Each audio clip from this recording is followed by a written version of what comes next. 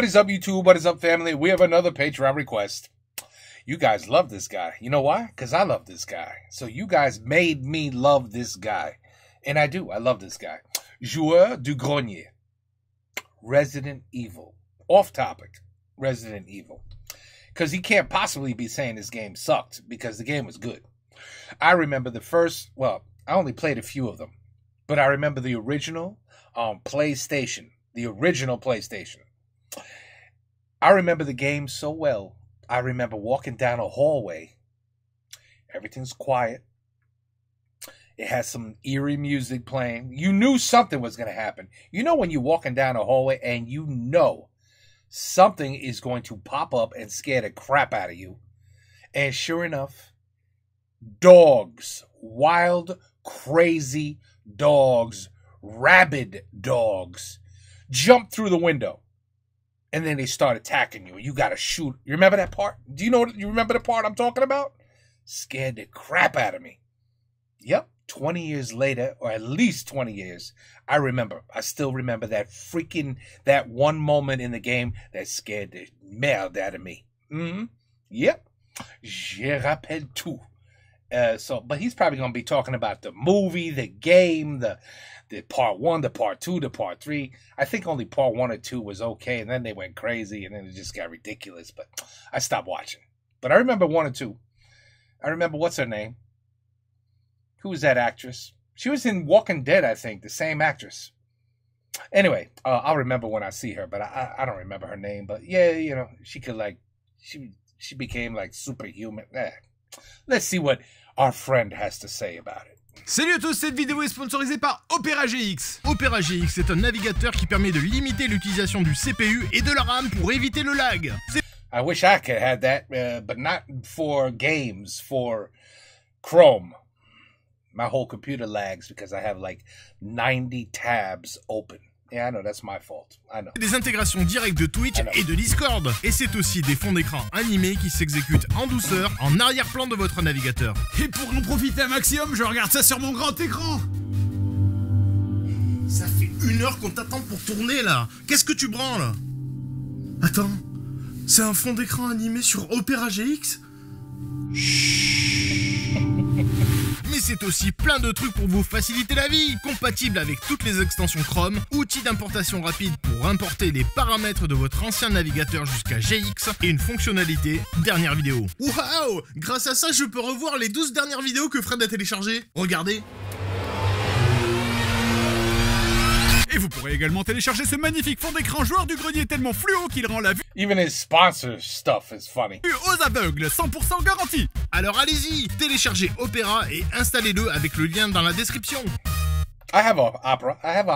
It's pretty good. It's pretty good. It's a good browser.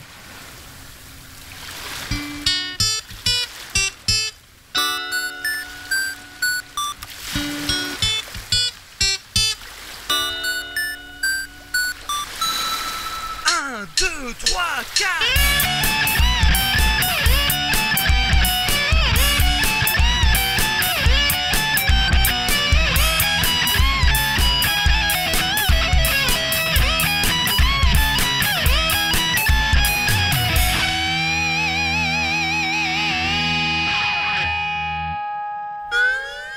Salut à tous, adapté un film. C'est qui celui-là? Où il est, le joueur de grenier?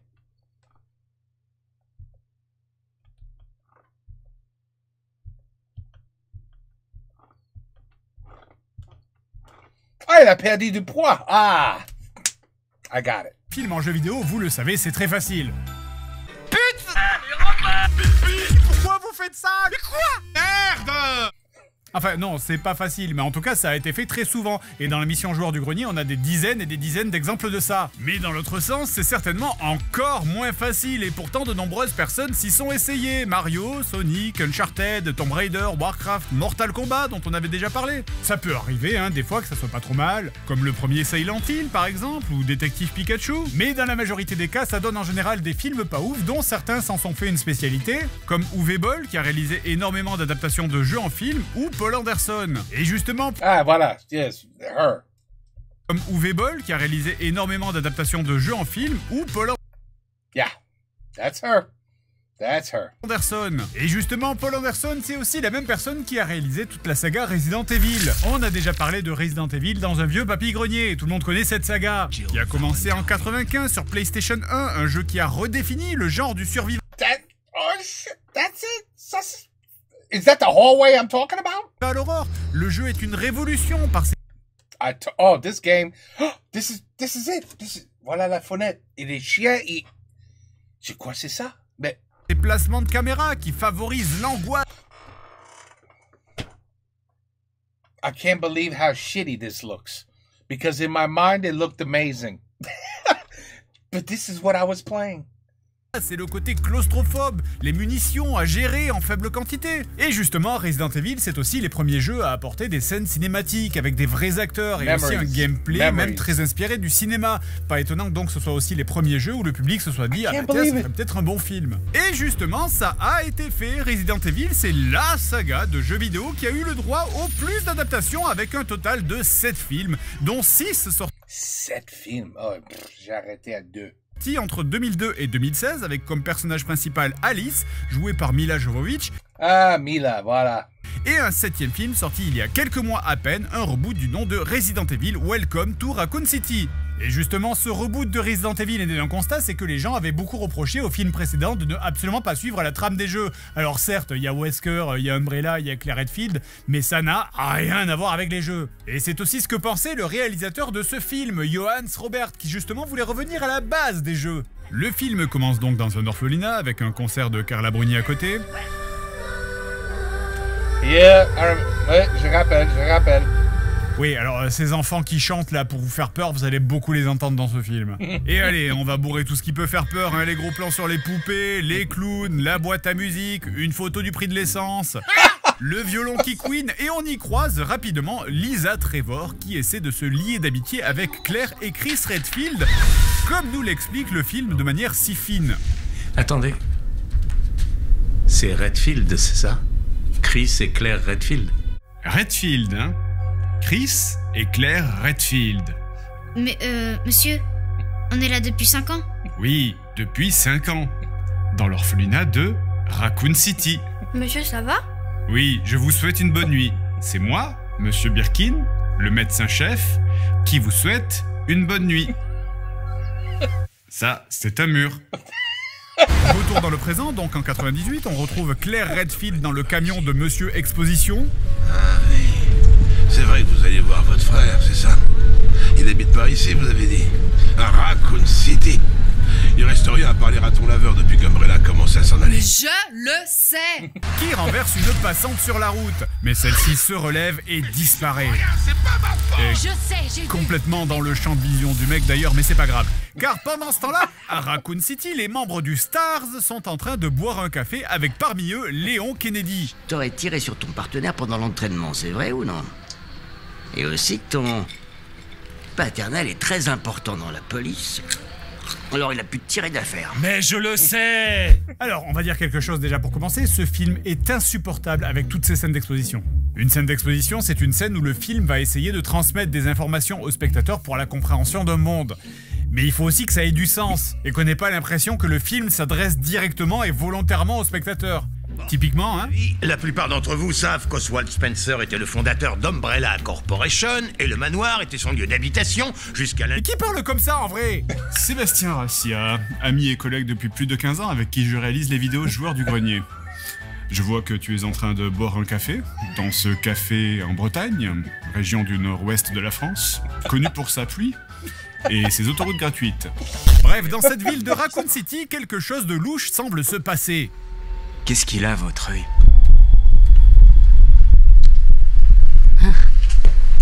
Je sais pas, ça fait ça depuis 2 semaines. Alors, quand ça vient de l'œil, c'est pas normal. Claire revient donc à Raccoon City pour voir son frère qui y habite toujours pour l'informer qu'elle a découvert que la ville serait empoisonnée par l'eau.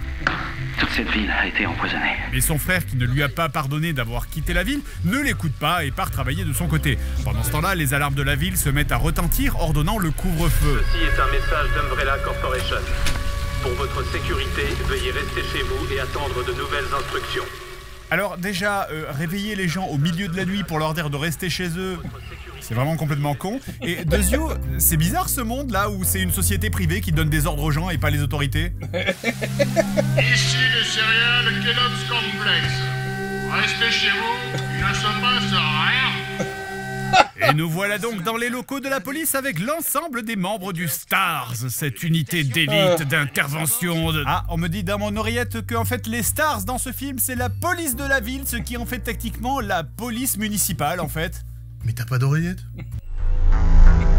Il en sait trop. Tue-le maintenant. Léon se fait donc encore une fois de plus pisser dessus par son chef qui lui dit d'aller faire l'accueil, tandis que le reste de l'équipe décide de prendre l'hélico de la police municipale pour aller chercher l'équipe Alpha qui a disparu en allant au manoir Spencer.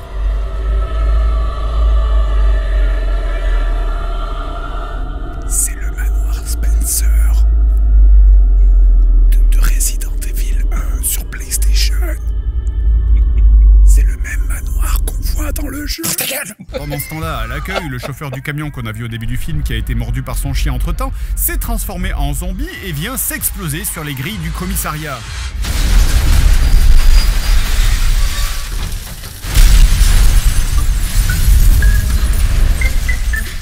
Pardon ? Non mais dans un moment comme ça, tu dois avoir la température qui passe de 12 à 90 degrés en une seconde, les vitres qui volent en éclats à cause du souffle de l'explosion, le souffle de l'explosion lui-même, les murs qui tremblent, le bruit... Comment c'est possible de rien remarquer? Il a perdu ses 5 sens? Mais il a... Ça c'est pas quoi.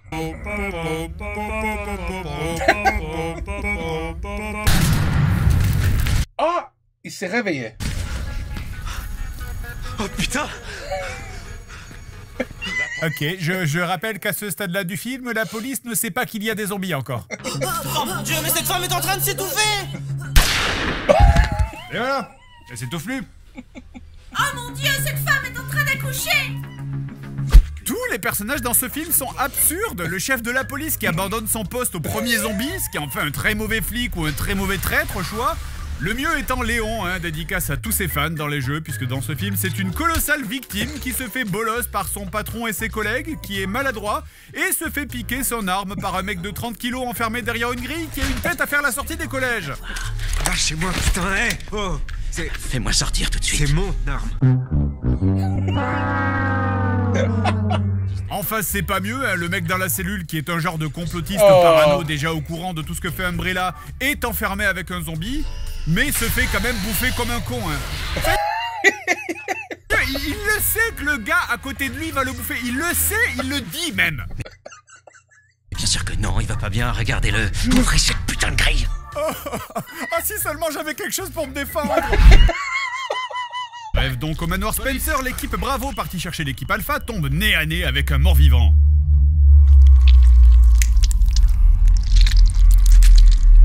Ouais, bon, j'ai la ref, mais ça reste débile, C'est filmé comme une révélation, en mode genre, oh mon dieu, il y a des zombies dans ce film, alors qu'on en a vu 50 avant. Bref, alors que tout était silencieux et désert dans cette immense pièce vide, soudainement 400 zombies sortent de mon cul pour sauter sur les héros. Alors... ça, c'est le troisième type de zombie le plus fréquent dans le cinéma. Vous savez, on a 3 types de zombies. On a les zombies à la Romero, ce sont ceux qui avancent doucement en titubant, à la Walking Dead. On a les zombies de type infecté, ce sont ceux qui courent très vite, façon un peu... Great movie. See, I like 28 Days Later. I've been waiting now. And the other one, with Brad Pitt in the helicopter, World War Z. Well, where's the next one for that? I mean, I'm waiting. 8 jours plus tard.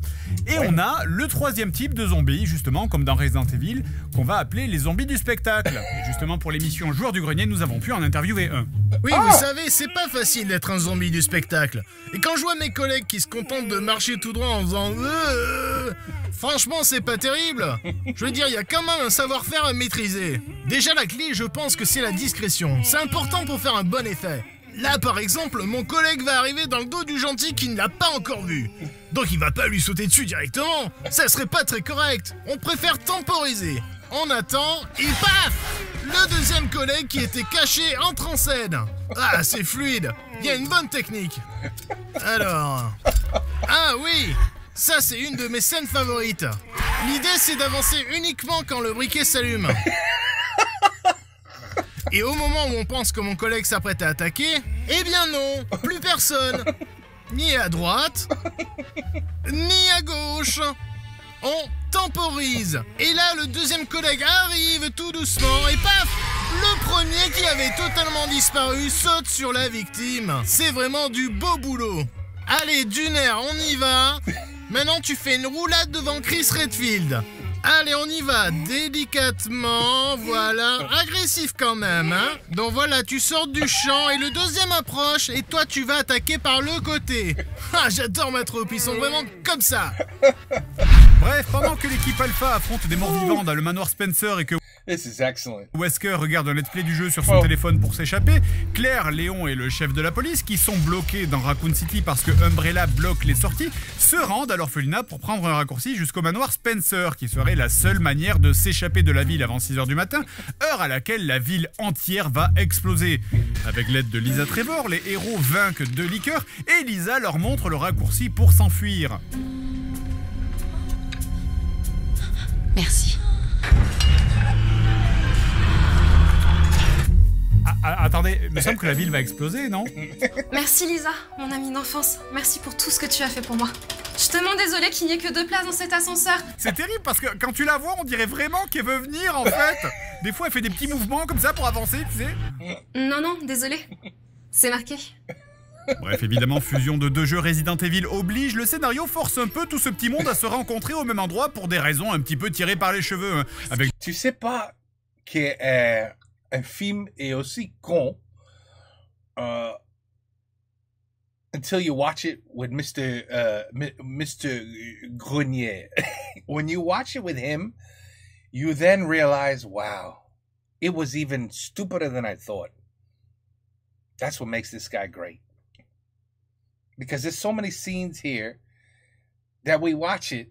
You know, I just watch it like, c'est fini encore? C'est fini? Non, pas encore. Okay. But I never, like, really like, oh, did you see what he just did? I mean, listen, how many times have we watched a movie?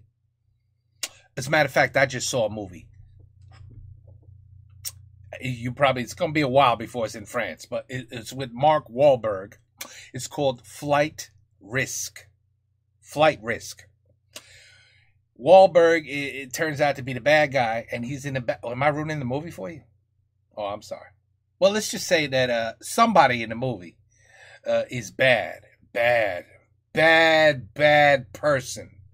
Wants to inflict harm on you, kill you, hurt you. And you actually are able to detain him. Like you punch him in the mouth really hard and he knocks out. You know what I mean? He's on the floor. So what do you do after you knock somebody out that's about to kill you? You go, oh, he's taking a nap. Well, now we could go back to doing what we were doing. There's no way that the bad man is going to wake up and kill us. So let's not just put handcuffs on him or shoot him, put a bullet in his head. No. Let him sleep, take a little nap. I'm sure we'll be safe. And then they turn around and they continue to do, right? How many movies have we seen like that where we're like, tie him up, shoot him, do something. Why? The guy just beat the shit out of like 9 people and you knock him out and now you're like, oh, we're safe now. We're good. Just leave him there. He'll be fine. And Flight Risk is another one of those damn movies. But anyway, other than that, this guy, Joueur de Grenier, really goes deep into a movie. I have a feeling he watches a movie like 9-10 times in a row and then just picks, oh, I didn't even know that was, t'as vu ça? Qu'est-ce que c'est con ça, t'as vu ça? J'ai même pas vu ça la première fois, mais à la 3e fois, on a presque raté ça, mais qu'est-ce que c'est con ça? Tu vois qu'il a fait? You know what I'm saying? So he has more time to research and point out details to me and you. And that's why we love him. Because he puts all the effort in that we're too lazy to look at. Yeah. Voilà. I just wanted to say that. D'un côté, Chris et Jill qui poursuivent Wesker qui s'est enfui depuis le manoir Spencer, de l'autre, Léon et Claire depuis l'orphelinat, et enfin le docteur Birkin et sa famille qui lui essaient de récupérer des échantillons. Tout le monde se croise, Birkins récupère le virus, Wesker tue Birkins, Jill tue Wesker, mais avant de mourir, Birkins s'injecte le virus qui le transforme en un monstre condamné à prononcer des dialogues écrits par un enfant de 8 ans. Comment ta sœur peut être si intelligente alors que toi, Chris, tu es si bête? Le méchant. Comme dans les jeux, les héros essaient de s'échapper de Raccoon City par un train souterrain mais sont rattrapés par Birkins en forme de mute. Ah, tu vois, ça, j'ai jamais vu. Je sais pas quel movie this one is. C'est pas la première, ça, non. Chris vise dans les points faibles de la cutscene PlayStation 3, mais plus de... Oh, that's the game? Munitions. Est-ce la fin? Pas du tout, car heureusement, Léon arrive. Allez Léon, tout le film t'a été une merde, mais c'était uniquement pour mieux sublimer ce moment-là où tu vas briller. Allez, c'est ton moment. Le grand vilain. Ok, bah tant pis.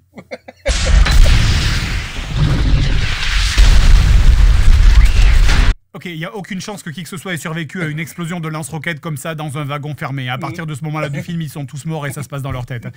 Et puis, comment t'as trouvé un lance-roquette dans un train abandonné? Un lance-roquette? Je l'ai trouvé en première classe. Sérieusement, t'as trouvé ça où? Tiens, il est temps de finir ce film de merde.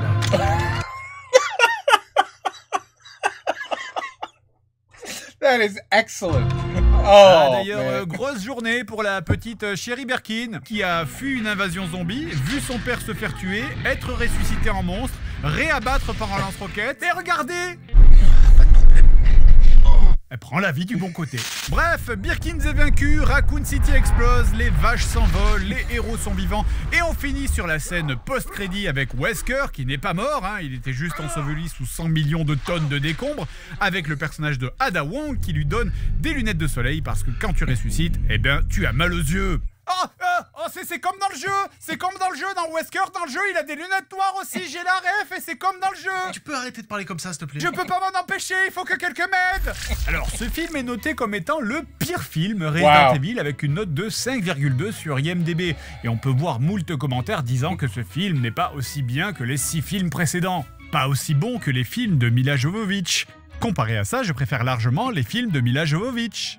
Allez plutôt revoir les films de Mila Jovovich. Elle est bonne, Mila Jovovich. Attends, mais c'est toi qui a... C'est pas le sujet, Sébastien. La saga Resident Evil, hein, aussi appelée. Les films Resident Evil avec Mila Jovovich. Faut dire qu'en fait, l'actrice est tellement au centre de cette histoire que tout le monde se fout du réel ou même des personnages du jeu. La saga comporte 6 films, donc Resident Evil Apocalypse, Resident Evil Extinction, Resident Evil Afterlife, Resident Evil Rétribution. See, I didn't watch any of that. Resident Evil Explosion et Resident Evil Final Chapter. Alors c'est sympa tous ces titres de films, mais du coup c'est quand même un peu compliqué de savoir lequel est le 2, le 3, le 4, hein, parce que je veux dire, ok, donc l'extinction, non alors attends, c'est l'Apocalypse qui est avant l'extinction, et Rétribution, donc le châtiment en français, c'est après ou c'est avant Afterlife, l'au-delà? Alors d'après la Bible, c'est beaucoup mieux le boulot pour faire des meubles que le pain. Alors je crois que tu t'es trompé de livre. Et merde, dans quelle église je vais moi le dimanche? Alors on va pas se faire chronologiquement le détail des 6 films, hein, il nous faudrait 10 heures.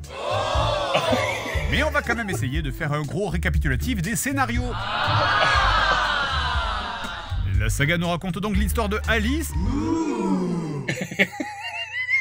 incarnée par Mila Jovovich, qui se réveille amnésique dans un laboratoire secret dirigé par le docteur Isaac sous la ville de Raccoon City appartenant à Umbrella Corporation. À l'intérieur, un virus mortel transformant les gens en zombies s'est échappé. Le centre est alors mis en quarantaine et un commando arrive pour comprendre ce qui se passe. Mais une IA du nom de la Reine Rouge essaie de tuer tout le monde pour contenir le secret. Pendant ce temps-là, Alice, qui est donc... Yeah. Celui-là, je l'ai vu, mais I think midway in the movie, I said, I don't want to see no more. I didn't watch it in the movie. I wouldn't pay. No, I watched it like on my Kodi. You guys know what Kodi is? Kodi? Well, okay. Do a little research if you don't want to pay, 19 different streaming services so you can watch freaking movies. You know what I'm saying? Peacock only watches. You could only see this on Peacock. You could only see this on Hulu. You could only see this on Amazon Prime. You could only see this on Netflix. I mean, do they really think we're stupid that we should buy a subscription to each and every one? Kodi. Kodi. You didn't hear it from me. Donc un agent de sécurité qui vient à peine de se réveiller et qui comprend rien à tout ce bordel, essaie de s'échapper, chose qu'elle n'arrive pas à faire puisqu'elle se refait capturer avec son copain. Elle se réveille donc au début du deuxième film et le virus s'est échappé dans la ville de Raccoon City. Avec l'aide de Jill Valentine, une policière fasciste... Ce type est fou furieux!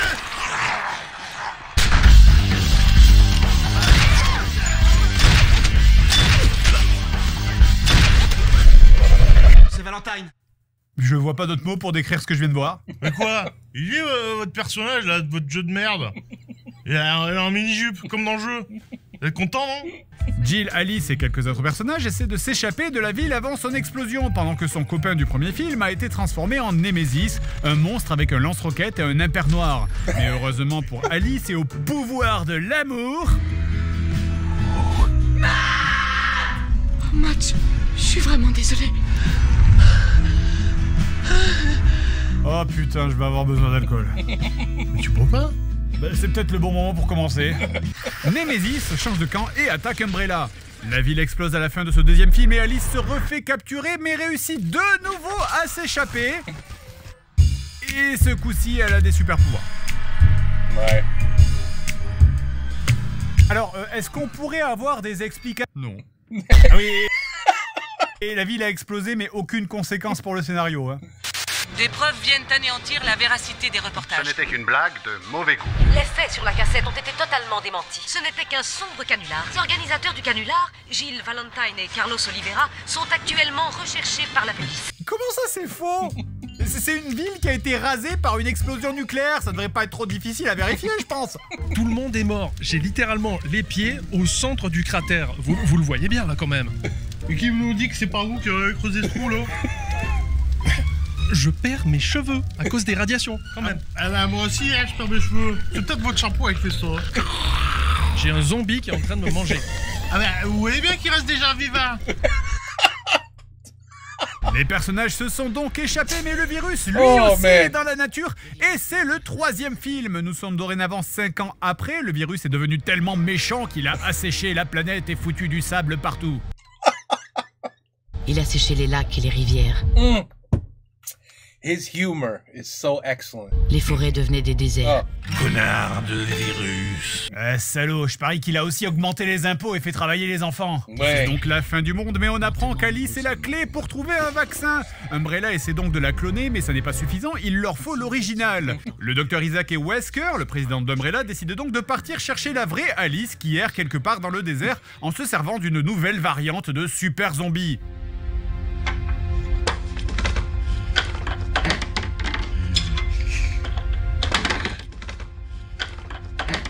Et donc ça va nous aider. Mais pour l'instant, je sais pas. Hein, je sais pas, j'y travaille. Ils enferment donc quelques-uns de ces super zombies dans des gros conteneurs en métal pour la capturer. Enfin, le pays est grand. Enfin, je veux dire, même si Alice et ses alliés tomberaient dessus par hasard, enfin, je veux dire, les statistiques sont impossibles. Et puis même, admettons, ils tombent sur le conteneur. Qu'est-ce qui nous dit qu'ils sont assez stupides pour l'ouvrir? Franchement, ça dépasse l'entendement. Ah oui, et ça aussi, c'est des zombies du spectacle. On y va, je bouge pas. Oui, on attend. À 3, on y va. D'accord. Attends, 3. Non, je dis 3. 3. Ah oui, et j'ai pas dit, mais ils essaient aussi de manipuler Alice en utilisant le fait qu'elle a été hypnotisée et qu'elle peut être contrôlée par un satellite d'Umbrella depuis la fin du deuxième film. Ah oui, j'ai rappelé ça. Dramalis activé. Ouais, désolé, je peux pas préciser tous les petits détails. Mais ça ne marche pas parce que Alice, elle est tellement badass qu'elle fait péter le satellite en le regardant. C'est genre le satellite, il baisse les yeux, tu vois. Et heureusement qu'elle est super précise pour viser ce satellite qui est à 200 km au-dessus d'elle parce qu'elle aurait regardé un demi-millimètre à côté. Bref, Alice va donc au laboratoire secret d'Umbrella sous le désert pour tuer Isaac, le méchant docteur, qui entre-temps s'est transformé en monstre. Mais le combat est difficile et Alice est sur le point de perdre quand soudain, alors que tout semble perdu, quelqu'un vient à sa rescousse. Merde! Attendez, vous voulez dire qu'il y a quelqu'un d'autre qui va lui sauver la vie? Attends, que ça veut dire qu'il y a quelqu'un d'autre que résidente Marissou Alice dans cette putain de série de films qui va faire quelque chose de classe? Mais qui est donc ce personnage mystérieux qui a pu... Ah bah non, c'était un de ses clones. C'est fou quoi, ce film est tellement égocentrique que l'héroïne, même quand elle est sauvée par quelqu'un d'autre, c'est aussi elle-même. Donc Alice tue le Dr Isaac, libère ses clones, et c'est le début du 4e film. Et à partir de ce moment-là, on entre dans un ego trip absolu. Enfin, on fait pire que maintenant, hein. Donc Alice part pour Tokyo pour aller au laboratoire secret d'Umbrella sous Tokyo pour aller tuer Wesker avec l'aide de son armée de Marisu. Et puis là, allez, là, la saga, elle se relâche comme un mec qui se serait retenu de péter toute la journée, elle en a plus rien à foutre. Hein. Et allez, pampan, et boum boum, et nique la gravité, c'est parti, y'a plus rien à foutre, allez, il y a des... I saw this commercial, I was like, oh, it looks good. My wife was like, wanna see it? I said no. Katana, il y a des soldats, il y a des gros flingues, il y a des shurikens, il y a des meufs bonnes et maquillées qui font des cabrioles en talons aiguilles avec des tenues qui moulent le fiac, elle fait des tremblements de terre en tapant avec les pieds, il y a des explosions façon Dragon Ball Z. Avouez que c'est pas très pour toi, tout ça. The movie. Mais c'est n'importe quoi, elle est complètement pétée. Je veux dire, en face, ils peuvent rien faire. Mais comment ils vont faire pour la suite, quoi?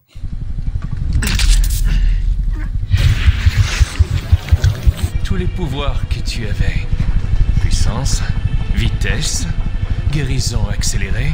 Eh bien, tu vas devoir t'en passer. Ah, attends, il y a une patch note. Les clones ont disparu, la roulade a été nerfée de 50%, les dégâts de Alice ont été grandement réduits et nous avons rééquilibré les pouvoirs du personnage principal afin de mieux coller à la vision originale des développeurs. Putain, ils ont détruit mon main! Mais attendez, après, il y a des explications quand même. Qu'est-ce que c'est que ça? Un sérum qui envahit ton organisme et qui neutralise les cellules T. Oh, regardez le virus T. C'est des lettres en forme de T. Alphabetic soup. Qu'est-ce que j'ai, docteur? Alphabet soup. Après avoir fait rhume. Poser la base sous Tokyo, elle part ensuite chercher des survivants en Alaska. This guy's great. Et retrouve Claire seule et amnésique. Comment elle fait pour faire des allers-retours depuis Tokyo alors que le monde est détruit et il n'y a plus d'avions? Je sais pas, une autre question? Alors, j'ai quelques questions. Alice récupère... Ben moi aussi, with Walking Dead. Est-ce qu'il a fait ce Walking Dead? I'm just curious. Walking Dead. You know how no matter how much time goes by, everybody still has working cars, gasoline. I'm just electricity. Il a fait Walking Dead? Non? Merde. Donc Claire Redfield et les deux partent chercher Arcadia qui est censé être un havre de paix. En le cherchant, ils retournent vers les États-Unis et tombent par hasard sur 4 survivants sur le toit d'un immeuble. Et là, paf! Le hasard! Il y avait le frère de Claire dedans. Je m'appelle Chris. Oh, c'est fou. Le hasard. Ouais. Le monde est petit. Le frère de Claire, Chris, est dans une prison.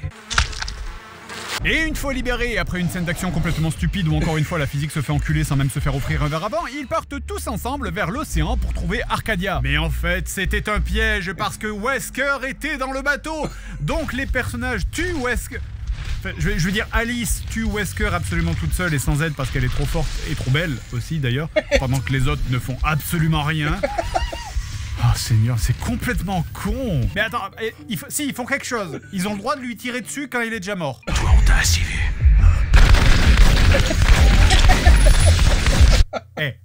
Mais là, patatras, Umbrella arrive en masse, les héros sont piégés sur le bateau, mais que vont-ils faire? C'est le 5e film. Alice se fait capturer par Jill, qui est devenue méchante et travaille pour Umbrella. Oui, alors c'est parce qu'en fait, elle a un scarabée rouge qui la rend méchante, et non mais excusez-moi, mais j'en peux plus de ces scènes d'action là. Qu'est-ce que c'est que ces conneries? Mais toutes les scènes avec Alice dans tous les films, ça ressemble à ça.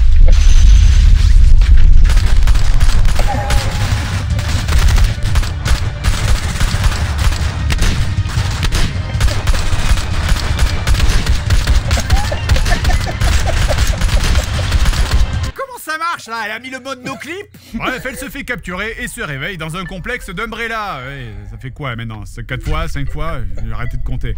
Alors bon, bref, elle... Oh là, attends, et Chris? Quoi? Enfin, je veux dire, Chris et Claire, ils étaient sur le bateau il y a 2 secondes. Qui? Ah oui, mais oui, c'est vrai. Alors, regardons ce que ça fait si on colle les 2 films ensemble. Une calamité.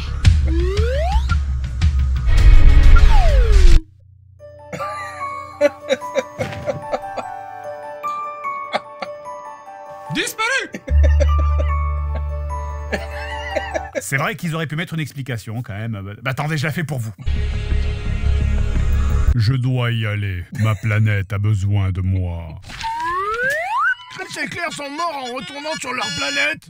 Je disais donc que Alice a été capturée, encore, et ils font des tests sur elle. But they're very discreet.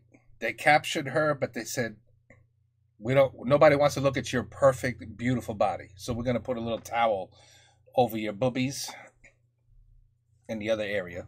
And, because at the end of the day, we're not sick people, I mean, we are good, kind human beings. So, we're not those kind of people. We'll just knock you out and clone you and capture you. But no, we would never look at your body. No, we would never do something like that, even though you happen to be naked for some reason. Anyway, je comprends. Évidemment, elle se réveille et s'échappe, encore, et découvre qu'elle est dans un faux Tokyo construit dans un sous-sol en Russie.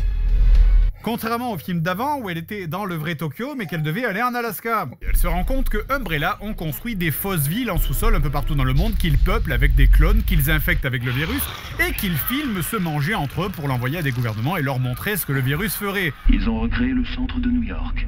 Ils ont simulé une épidémie, l'ont montré aux Russes et leur ont vendu le virus. Ils ont simulé la même chose sur Moscou et ont vendu le virus aux Américains. Même chose sur Tokyo. Ils vendent le virus aux Chinois. Puis même chose en Chine. Et ils le vendent aux Japonais. Exactement. Voilà, parce que les gouvernements ont vraiment très peu d'imagination, faut comprendre. Et d'ailleurs, les zombirus, c'est un peu particulier, hein, visiblement. Ils font de la moto, ils conduisent des bagnoles, ils tirent avec des lance-roquettes. Parce que du coup, ce virus qui est censé tuer les gens, là, ça marche pas, c'est de la merde. Et maintenant, comme vous pouvez le constater, grâce à ce virus, les soldats ennemis sont dorénavant vachement plus forts. Et en plus, ils résistent aux balles. Ouais, non. Et le feu. On va parler d'autre chose en fait. Donc Alice est libérée du complexe par Wesker qui maintenant est devenu gentil parce qu'il trouve que Umbrella va trop loin. Bon, stop là, hein. J'ai rien dit quand vous avez fait un virus mortel qui tue les gens, j'ai rien dit quand vous avez fait exploser une ville, ni quand vous avez commencé à cloner des gens et les tuer sans raison, ni quand... Wesker envoie donc quelques-uns de ses agents, Ada Wong, Léon Kennedy et Barry Burton. Ah, c'est dans le jeu, pour libérer Alice et... Bon alors, je zappe l'intégralité du film, hein, vous aurez qu'à aller le voir. Non, franchement, sans déconner, allez le voir, c'est une pépite de débilité. Mais à la fin du film, en gros, Jill Valentine est redevenue gentille, Léon Kennedy est visiblement devenu un agresseur sexuel. Pour une raison qui m'échappe totalement, dans cette scène trop bizarre avec Ada Wong. Et tout le monde se regroupe à la Maison Blanche pour livrer le combat final contre la Reine Rouge, l'intelligence artificielle de Umbrella qui a foutu tout ce bordel. Toutes les pièces du puzzle sont prêtes, tous les personnages, enfin presque tous, sont là. C'est l'heure de Resident Evil, le chapitre final. Là j'ai hâte de voir tous les personnages que j'aime enfin réunis dans un seul et même putain de merde.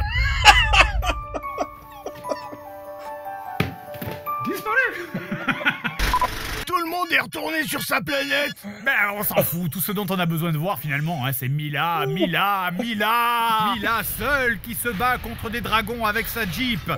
Ah oui, et Wesker est devenu méchant aussi au fait. Non, ce type qui était à la tête de plusieurs génocides nous a trahis. Et ce film, il faut savoir qu'il a coûté un bras. Ah bon, pourtant il a coûté que 45 millions de dollars, ce qui est pas cher pour un blockbuster. Hein? Ah non, je veux dire qu'il a littéralement coûté un bras. Il y a une cascadeuse qui a doublé Mila qui a perdu son bras pendant le tournage et le producteur a refusé de lui payer l'assurance. Ah! C'est vrai ça? Après bon, il n'y a pas mort d'homme non plus. Alors si, il y a eu aussi un mort. Quelqu'un s'est fait écraser par un Hummer pendant le tournage. D'ailleurs regardez, ils ont pris cette photo juste après le drame. Non, bon, j'en sais rien pour la photo, mais disons que c'était juste pas le meilleur choix pour illustrer l'article qui parle de la mort de mec, quoi. Donc, le scénar, alors en fait, Lia, nommée la Reine Rouge, qui dans le film d'avant, rappelez-vous, était méchante, et ben en fait, maintenant, elle est gentille. Parce qu'en vrai, Lia, elle est juste obligée de détruire le monde, mais en fait, elle a pas vraiment envie de le faire. Et donc, comme elle est programmée pour ne pas faire de mal aux gens qui travaillent pour Umbrella, eh bien, elle demande donc à Alice, qui elle ne travaille pas pour Umbrella, de retourner à Raccoon City pour détruire le laboratoire secret qui avait déjà explosé à la fin du 2, mais qui en fait visiblement avait pas vraiment explosé. Oh bah moi quand je fais un truc, de toute façon c'est du solide, hein. Je suis pas là pour beurrer les sandwichs. Hein. Alice doit donc retourner à Raccoon City pour arrêter les projets secrets d'Umbrella et trouver l'antivirus. Non, le vaccin plutôt. Umbrella a développé un antivirus transporté par l'air. D'accord. On prend lequel du coup Norton, Avast? Bref, tout ça en moins de 48 heures. Norton, Avast. Compte à rebours est lancé. Mais pourquoi? Parce que sinon, tous les humains du monde, ils meurent.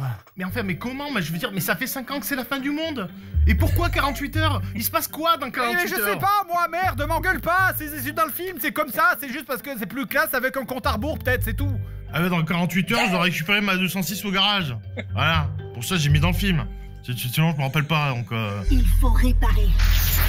Faut réparer ma bagnole et le scénario. And the script. Donc Alice se rend à Raccoon City et se fait capturer par le docteur Isaac. Et celui-là même qui était mort dans le 3e film. Ouais. Oh, thank God I never went past.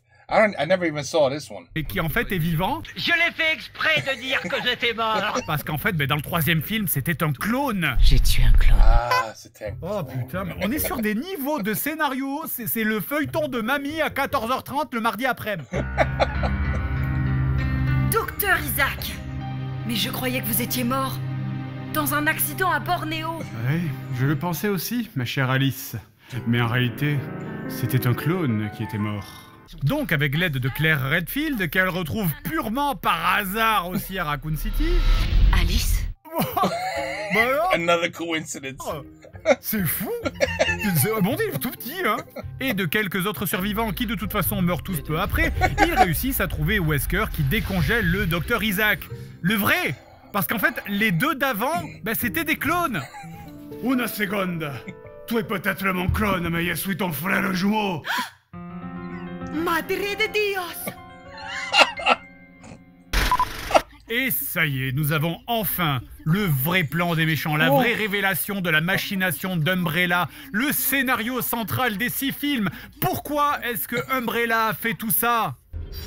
Si nous sommes ici, ce n'est pas pour parler de l'avenir de cette compagnie. Nous sommes ici pour parler de la fin du monde. Les maladies incurables fleurissent. Des fondamentalistes réclament notre destruction. Le réchauffement climatique fera fondre la population ne cesse d'augmenter. Nous aurons atteint le taux de surpopulation dans 50 ans. D'une manière ou d'une autre, notre monde touche à sa fin. Je propose... Covid. Ah non, c'est Covid was something else. De mettre fin à ce monde. Mais à nos conditions. Ok, docteur Isaac. Enfin, je sais que vous passez une période assez compliquée avec votre divorce, mais au pire, prenez une semaine de congé. Donc, docteur Isaac a détruit le monde, hein, parce que sinon le monde il allait être détruit. Une sorte d'apocalypse orchestrée. Bah oui, parce que construire des répliques de capitales sous la terre et les peupler avec des clones, on peut, mais recycler des déchets, attendez, on n'est pas des surhommes. Et aussi, révélation de plus, en réalité, Alice n'est pas la vraie Alice originelle. C'est en réalité la clone d'une vieille Alice qui est la vice-présidente du groupe Umbrella, et également la version adulte de la gamine qui a servi à modéliser l'intelligence artificielle de la Reine Rouge. Mon apparence et ma voix ont été conçues à partir d'enregistrements que le docteur Marcus avait fait de sa fille. Je suis l'enfant qu'elle était, tu es la femme qu'elle serait devenue. Attends, alors toi, t'es le 2e clone de elle et de moi? Pas du tout, attends, elle là. Non. Et du coup, cette version âgée de Alice, qui est very complicated, techniquement l'original, hein, possède donc 50% des parts de Umbrella. Et Isaac, en fait, attend que le conseil d'administration de Umbrella se réveille de son sommeil cryogénique pour chasser Alice vieille de la société et lui prendre ses parts de marché, parce que sinon, il peut rien faire, bien sûr. Ah bah oui, il faudrait pas qu'on se prenne un recours au tribunal de commerce, hein, dans ce monde où il y a déjà eu l'apocalypse. Bref, la vieille Alice renvoie Wesker, ce qui annule sa protection auprès de l'IA. Ce dernier trébuche, se fait couper le pied et meurt. Oui, je rappelle au passage qu'on parle du même personnage qui avait survécu dans le film précédent après s'être fait exploser le crâne et tirer 50 balles dans le torse, mais bon, je suppose que le film a dû l'oublier. C'est la bagarre, pam pam boum boum, voilà, Alice réussit à battre Isaac et à s'emparer du vaccin. L'antivirus. Ah oui, pardon. Mais le hic, c'est que si elle libère l'antivirus, Alice mourra aussi parce qu'elle possède également le virus T en elle. Mais peu importe, car c'est l'heure de l'ultime sacrifice pour sauver la race humaine. L'apogée de cette saga Resident Evil, la fin du parcours de ce personnage christique de Alice, incarné par Mila Jovovich, qui mourra en héroïne sous les torrents de larmes de ses amis et des spectateurs pour sauver l'humanité. Pas du tout. Pas du tout. Mais pourquoi je suis encore en vie? Parce que tu baises avec le réalisateur. Voilà pourquoi. Et le film ainsi que la saga tout entière se finit sur Lia, donc elle-même en version jeune, qui la noie de compliments, enfin donc qui se noie de compliments, voilà. Tu es bien meilleur qu'eux. Et c'est fini, allez, t'es trop forte Mila, hein. Franchement je suis un ordinateur mais je kifferais trop être toi. Et puis aussi, prends mes souvenirs d'enfance, et puis t'es trop belle. Mais oui, mais ce n'est pas tout, vous avez aussi gagné une Toyota Corolla, regardez là-bas.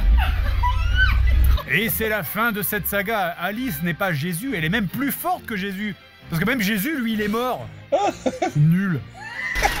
Donc, vous l'avez compris, tous ces films sont une ode à la gloire de Mila Jovovich. Hein. C'est la définition d'une Marissou. Elle fait tout, toute seule, tout le temps.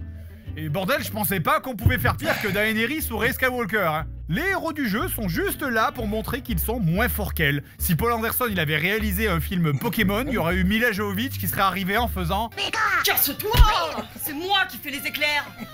Il a attaqué Claire.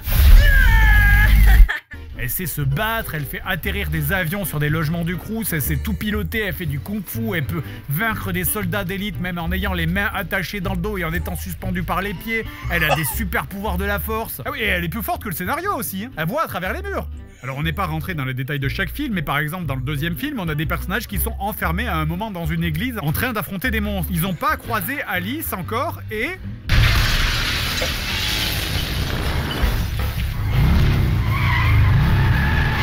Ah bah voilà! C'est la 4e église où je défonce les vitraux là! Enfin, il se passe un truc ici! Et quand tu sais que l'actrice principale est en couple avec le réalisateur dans la vraie vie et que la fille qui incarne la Reine Rouge dans le film est également la fille dans la vraie vie du réalisateur et de l'actrice principale, du coup cette scène de fin, elle est incroyable. On a papa qui filme 2 fois maman en train de parler à leur fille pendant que maman regarde des images réelles de sa fille de la vraie vie dans le film. Cette saga, c'est le film de mariage le plus cher du monde. La dernière apparition d'un personnage lié au jeu, c'est là, voilà. C'est le genou de Claire Redfield qui se contente d'écouter la Alice jeune dire à la Alice vieille qu'elle est trop cool. Et au passage, une petite pensée à tous les gens de chez Capcom et à tous ces personnages qui nous ont quittés sans aucune explication pendant ces films.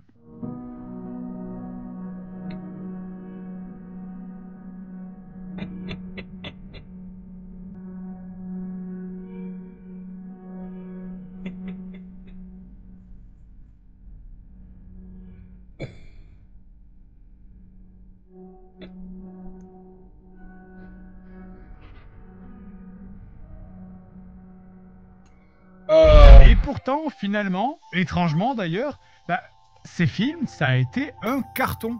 Pas tous, c'est pas possible, non, pas tous. Peut-être 1, 2. Un carton en termes d'entrée et financier.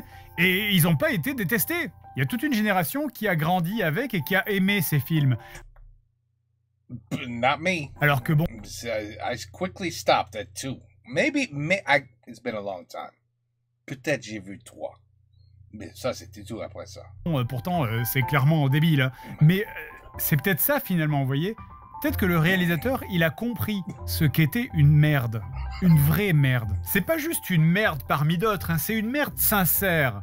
Et surtout, c'est une merde généreuse. Et plus important que tout, c'est pas une merde qui fait exprès d'être une merde. On n'est pas sur un niveau de genre Sharknado, vous voyez. Là, déjà, c'est pas un navet, parce qu'honnêtement, c'est tellement idiot qu'on rigole bien. Mais en plus, le film est tellement généreux dans sa débilité que ça en fait une vraie bonne merde, vous voyez. Une merde bien épaisse, bien avec des cacahuètes dessus et une cerise en haut. Et finalement, en voyant tout ça, la vraie question qu'on peut se poser, c'est est-ce que la franchise Resident Evil peut être autre chose que des mauvais films? Parce que honnêtement, les jeux Resident Evil, ils étaient super parce que c'était le gameplay qui était super. Oui. Although I only played one. I think I only played one.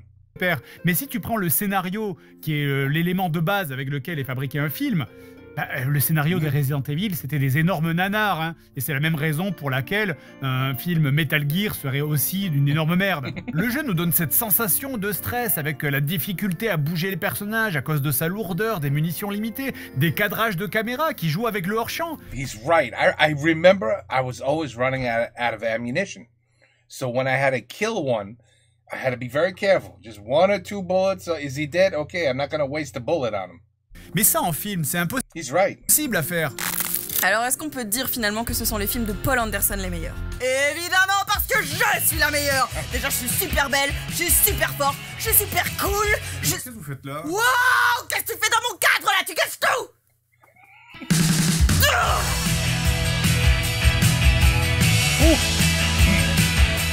My man is a genius. Just keeps getting better and better, this guy. I'm starting to understand why he has almost 4 million subscribers. I'm starting to understand. The work, though. The work involved just to make one video like this one. Oh, it's got to be out. I don't even know. I don't even know how many hours of editing has to be done to make this so damn good. It's a lot of work, people. There's a lot of work involved. I mean, I don't have to sit here and tell you to go on his channel and give him a like and subscribe and tell him how much he's amazing. I don't have to tell you that because you guys introduced me to him, so you already know that. But, you know, if we didn't have such dog shit subs, you know, English lyrics down here, if they weren't so horrific, I mean, that works. That works. But, I mean, some of these, actually... You know what? No, that's not true. Les héros du jeu sont juste là pour... No, you know, I wasn't really paying attention because I'm so used to them being terrible. But no, you know what? This one was actually good. It was okay. So, on that note, if you are an American watching this and you enjoyed it, I highly recommend that you go to this man's... Yeah, that's how he looks like. Yeah, he looks like this now. Not bad, right? No, he said, hey, fini, no more McDonald's. And now look at him. Now look at him. So if you could go onto his channel and give him some love, 100%, you have to go do it, man. I mean, do you see what he just did for us? This was a fantastic video. But again, the editing, holy shit. Whew, the work involved to make this video. I can't even imagine. I can't even imagine. But anyway, you know, how many cuts, oh no, we have to redo it. That didn't work. Oh, what a pain in the ass. But he's right. The movies quickly got worse and worse and worse. So already at the end of the second one, I was like, I think I might have watched a little bit of the third, and then that was it. I was finished after that. You know what? To be honest with you, there's one, she was in a red dress. She's shooting people. And it was 3D, I think. 3D. And I had just bought an LG television. And what was amazing about the television was you could put on glasses that you wear at the movie theater. And you had 3D. And Resident Evil put out one of these. I forgot which one. But one of them was 3D. So I watched a little bit on my new 3D television. And it was pretty damn good. The bullets were like, I mean, they were coming right at. It was pretty good. But it was like 3 or 4 scenes. And I was like, yeah, I'm not watching this bullshit. I just wanted to see the effects of the 3D. So I think I remember a little bit of where she's in a red dress on a boat. I forgot. But who cares? Anyway, once again, Joueur du Grenier, fabuleux, as usual, comme toujours. Il est incroyable, celui-là. Oh, il est rigolo comme... Il me fait rire beaucoup, celui-là. He's got very, very, to the point comedy. I can't explain it. Like in a sentence, there's so many puns, and they all work. And the way he presents himself while he's telling you those puns makes him freaking hilarious. It's excellent. Very well done. Anyway, Resident Evil. I told you I wasn't bullshitting you. The PlayStation with the dogs flying through the window. I remember that. I remember that till today. And sure enough, he put it up there. The exact same hallway that I was talking about. What a coincidence. Such a small world. I swear to you. I never watched nothing a second time. Never. So don't ever think that I would watch a whole video, like I would actually have time to do that, but to watch a whole video and then rewatch the video while I'm recording and like fake my emotions or something. Jamais. Ça c'est pas moi. It will never be me either. Just putting that out there. Okay, anyway, Joueur de Grenier, Resident Evil, excellent as usual. Take care. Peace out. À la prochaine. Bonsoir.